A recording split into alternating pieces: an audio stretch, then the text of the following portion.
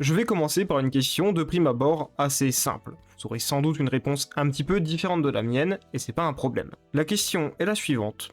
Selon vous, c'est quoi la différence entre un rêve et un objectif? Je pose cette question parce que les mangas, les animes, les médias en tout genre nous en parlent beaucoup de ça, le concept de rêve. À tel point que c'est justement un des thèmes qui revient le plus chez le manga le plus vendu de l'histoire. Aka One Piece. Vous connaissez sans doute toutes les citations du manga qui sont liées à ce sujet, ne serait-ce que le fameux « La passion et les rêves sont comme le temps, rien ne peut les arrêter, il en sera ainsi tant qu'il y aura des hommes prêts à donner un sens au mot liberté » ou le fameux « Jamais les hommes n'abandonneront ou n'oublieront leurs rêves », tout dépend de la traduction de Barbe Noire. Notez bien que dans One Piece, on vous parle en effet de rêve, et à un moment parce que j'aime réfléchir à des trucs auxquels les gens normaux n'ont pas spécialement d'intérêt, hein, je veux dire, normalement on s'en fout quand on est normal, la question m'est venue, pourquoi on parle de rêve ? Pourquoi ce mot-là? La différence à mes yeux elle est assez simple, c'est que l'objectif c'est un but, c'est quelque chose qu'on veut accomplir, quelque chose qu'on veut faire, quelque chose qu'on peut faire. Un objectif c'est définitif, c'est un truc qu'on est censé atteindre, c'est possible. On peut avoir pour objectif de réussir un examen, d'avoir une promotion, c'est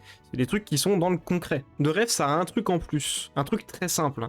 La magie. Ce qui définit un objectif en premier lieu, à mes yeux, c'est le fait qu'il soit atteignable et envisageable. Au début de Valkyrie Apocalypse, vaincre un dieu, c'est vu comme un rêve et une chimère par quasiment tout le monde. Mais ça l'est pas pour les combattants. Pour eux, c'est un objectif. Une question de vie ou de mort. Il n'y a pas spécialement le choix. Et c'est en partie ce qui fait que dans le manga, au final, il y a des humains qui arrivent à battre des dieux. Parce que c'est plus qu'un rêve, c'est un objectif pour la survie de l'humanité. Ils ont réussi à détruire la frontière entre le rêve et le réel. Donc ce qui était impossible est devenu possible. Maintenant je vais appuyer la question du début. Et je vais appuyer là-dessus parce que c'est quoi l'intérêt de mettre des rêves dans une fiction? Aussi absurde la question puisse-t-elle sembler, je pense qu'elle est foncièrement très intéressante. Si on écrit une fiction, alors techniquement tout est possible. On peut très bien poser Luffy sur une planche, la case d'à côté on écrit roi des pirates, et la troisième case, magie, Luffy roi des pirates. Pourquoi on le fait pas? Là c'est le moment où je vous vois un petit peu, vous êtes en train de vous dire « Ouah Billy, t'as vraiment pas de sujet de vidéo en ce moment pour poser ce genre de questions », mais la raison principale bien entendu c'est que si on faisait ça, il y aurait juste pas d'histoire. Et de toute façon, une histoire c'est déjà une forme de rêve en soi. Mais plus que ça. On rappelle qu'être roi des pirates, c'est pas le rêve de Luffy. Il veut devenir roi des pirates, mais c'est pas ça son rêve.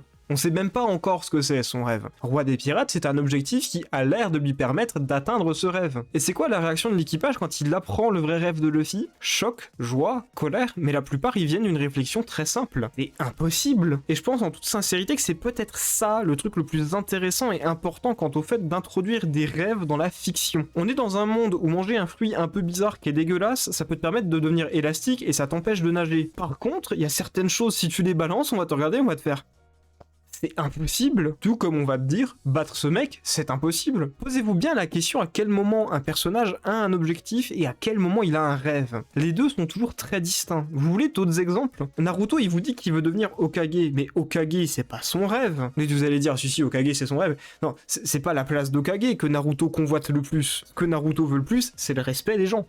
C'est prouver qu'il avait raison, prouver qu'il pouvait s'en sortir. Son rêve, c'est avoir des amis et être reconnu à sa juste valeur. Et le meilleur moyen, c'est de devenir Hokage. Hokage, c'est l'objectif qui lui permet d'atteindre son rêve. Et c'est ça qui est très intéressant avec le rêve, c'est qu'il est flou, et même enfantin. Au passage, c'est aussi en partie pour ça que je pense que les héros de shonen affrontent si souvent des anciens, des vieux décrépits, des vieux aigris. Vous remarquerez que les discours de ce genre de méchants, c'est souvent un peu les mêmes, et que les passés ont de gros points communs entre eux. À une époque, eux aussi ils rêvaient, ils étaient comme le héros, plein d'illusions, plein d'espoir, sauf que la réalité les a rattrapés, ils se sont fait taper dessus, et ils ont compris que le rêve, c'était pas aussi simple que ça. Donc, ils se sont mis à maudire la réalité. Et à vouloir changer le monde. Donc une nouvelle question me vient. À partir de quel moment le méchant bascule? Est-ce que c'est au moment où la réalité le rattrape? Est-ce que c'est au moment où il a une prise de conscience et c'est la raison qui le rattrape? Est-ce que c'est parce qu'il devient trop vieux? En réalité, il bascule à partir du moment où il a arrêté de rêver. Classique, hein? Le méchant avait un rêve, le méchant voulait réussir quelque chose, sauf que ce truc qui était impossible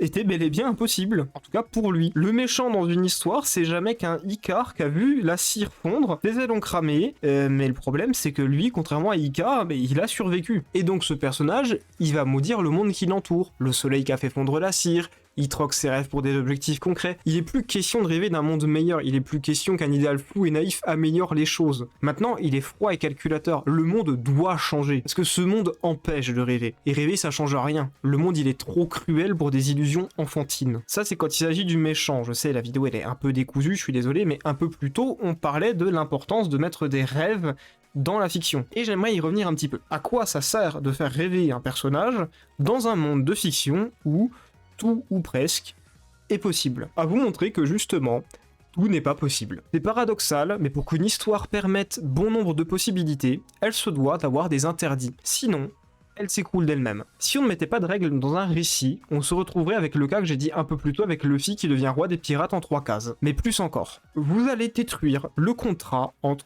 le lecteur et l'auteur. Techniquement, quand un auteur écrit quelque chose, je sais pas, vous allez dire la soupe à la tomate, dans cet univers, ça tue les personnages. Vous vous attendrez toujours à ce que la soupe à la tomate, ça tue les personnages. Et si un personnage survit à la soupe à la tomate, vous voulez une explication. C'est pas juste, ok, lui il a survécu parce que lui il a survécu. Sinon, vous détruisez la suspension d'incrédulité. Bah vous faites juste de la magie, tout est possible, il y a absolument rien dans votre univers qui tient, et donc Gaimon est roi des pirates en restant sur son île sans bouger. Et c'est pour ça que je râle autant sur Black Clover, quand ils ont fait revenir un personnage à la vie. On rappelle l'excuse, hein, dans un monde de magie, on a le droit de rêver. Sincèrement, même Fairy Tail, qui fait pourtant de la magie, qui est le maître du triple retourné acrobatique anti-tuerie de personnages, ils l'ont jamais osé celle-là. Est-ce que vous savez pourquoi? Mais parce que mon petit pote, si tu décides de détruire ce mur, ne laisse aucun mur, ça te sert plus à rien de toute façon. On peut faire revenir quelqu'un à la vie parce qu'on a le droit de rêver, ok?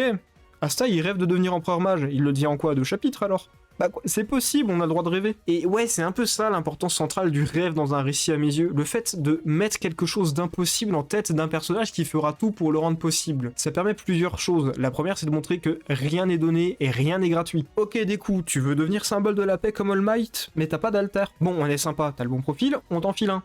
Pour autant, l'alter, il va pas te permettre de devenir top 1 direct. Il faut que tu t'entraînes, il faut que tu t'y fasses, il faut que tu t'améliores. Rien n'est gratuit. Et pourtant, les alters, ils permettent de faire absolument tout et n'importe quoi. Un rêve dans un récit, ça a cette obligation narrative. Le truc le plus abstrait et enfantin possible doit porter des choses lourde et importante. Premièrement, ça délimite les possibilités de votre récit. Ok, tu manges un fruit, ça te rend élastique, c'est marrant, c'est possible. Tu veux devenir roi des pirates, bonne chance, c'est quasiment impossible. Deuxièmement, c'est très souvent qu'un rêve, ça motive votre personnage et son aventure. Vous pouvez totalement faire des personnages qui n'ont pas d'objectif ou de rêve sur le long terme, c'est possible. Regardez Ichigo, il s'en sort très bien sans. Mais faut quand même avouer que, bon, si vous voulez faire une histoire avec de l'aventure, une intrigue, pour garder le spectateur en haleine, c'est bien que le personnage principal ait un rêve et un objectif. Ça marche un petit peu mieux. Maintenant que je vous ai bien tabassé le crâne à vous parler de l'importance des rêves dans un récit et pourquoi le choix de rêve c'est autre chose qu'un objectif, je vais pouvoir me focaliser sur un truc en particulier que j'aime beaucoup. C'est quoi qui peut être un rêve dans un récit en fait? On répète, hein, selon moi les critères ils sont assez simples. Il faut que le rêve soit enfantin voire naïf. Il faut que ça soit un impossible ou quelque chose qui s'en approche. Il faut que ça soit quelque chose bien plus proche du fantasme et de l'élucubration que d'un objectif concret et possible. Donc forcément vous allez penser à un truc hors d'atteinte impressionnant et impossible. Typiquement Thorfinn qui rêve d'un monde sans guerre, la paix dans le monde, plus besoin d'épée. C'est un rêve, ça relève de l'impossible et c'est super impressionnant. Réussir à faire ça, ça serait incroyable. Et en plus c'est une idée innocente et enfantine. Et vraiment juste un très bon exemple pour le coup. Mais moi je suis relou et j'aime les trucs simples. Les trucs très très simples. Vous savez qu'un rêve, bah encore une fois, c'est juste censé être quelque chose de quasiment impossible sans être grandiloquent pour autant. Peut-être qu'un rêve, c'est juste Pinocchio qui veut devenir un vrai petit garçon. Pourtant, un vrai petit garçon, c'est pas si invraisemblable, il y en a partout, on en croise tous les jours. Un rêve n'a pas à être grandiose. Il a seulement à être innocent, fantasmé, et impossible. Un rêve, ça peut très bien être un vampire qui espère vivre aux côtés des humains sans les dévorer. Ouais, allez, vous le saviez. Vous saviez qu'il y avait un moment, ça sentait mauvais, vous saviez que j'allais parler de l'Imbus Company, c'était pile ce moment-là. Et je suis désolé, je peux pas m'en empêcher. Si vous avez vu la vidéo sur le sujet, vous savez qu'un de mes personnages préférés, c'est Don Quichotte de la Mancha-Land. Et vous savez pourquoi je l'aime à ce point? Parce que ce personnage, c'est l'incarnation de ce qui se passe quand quelqu'un qui a un peu trop la mentalité Kaizen n'arrive pas à monter l'Everest. Pas parce qu'il manquait de préparation, mais bien parce que la tâche était c'est impossible, ton corps ne peut pas supporter l'altitude. L'esprit shonen, c'est bien mignon, mais c'est pas la seule variable à prendre en compte. Ta seule détermination peut ne pas suffire. Et donc rebelote, vous prenez un rêve enfantin possible, quasi impossible, vous nous faites le fameux coup du méchant qui se prend la réalité dans la tronche et qui n'abandonne pas son rêve. C'est vrai que pour le coup c'est assez inédit, mais il se passe quoi s'il abandonne pas son rêve malgré tous les sacrifices? Même en sachant que le rêve est impossible. Bah il va se battre aussi. Mais là c'est plus le cas de figure d'un mec aigri qui veut faire comprendre à la jeune pousse non ton rêve est impossible dans ce monde, la réalité est cruelle et c'est pas Jojo. Non, c'est un mec qui dit ok t'es bien mignon toi, mais mon rêve, moi il est plus vieux, il est plus lourd, il est plus chargé d'histoire. Faut que tu fasses mieux que ça. Le personnage a rationalisé son rêve. C'est un personnage qui sait que c'est impossible. Il sait qu'il allait trop loin et surtout qu'il n'y a plus de marche arrière. Et donc Quichotte accepte que les moulins sont bien des moulins et pas des géants. Mais qu'est-ce que ça veut dire de tous les combats qu'il a menés jusqu'alors? Est-ce qu'il servait à rien? Mais surtout, est-ce que ça vaut encore le coup de rêver? Bah si c'est couru d'avance, c'est qu'on sait que c'est impossible. Oui, le rêve dans une histoire, ça a un poids particulier et surtout dans le cas de figure que je vous présente là. Je veux dire, c'est tout le centre narratif de cet arc-là. C'est pas possible de l'accomplir? Ok. C'est couru d'avance? Ok. C'est évidemment une foirade, mais une fois que le rêve il est brisé, on en fait quoi? On le jette, on fait comme si ça avait jamais existé, et bon, vas-y, on se casse, c'est fini. On a très souvent le point de vue du personnage principal qui, de toute façon, va réussir son rêve, ou celui du méchant qui a foutu son rêve aux oubliettes et réalise son importance trop tard, une fois que l'espoir et les rêves du gentil viennent à bout du cynisme ennemi. On connaît. Mais le méchant qui s'est jamais arrêté de rêver, bah son rêve, il est encore dans le sillage, il y a encore des petits morceaux. Et au passage, il en a semé plein d'autres, au fil du temps, en parlant avec les gens, en les rencontrant. Ok, lui, il est mort.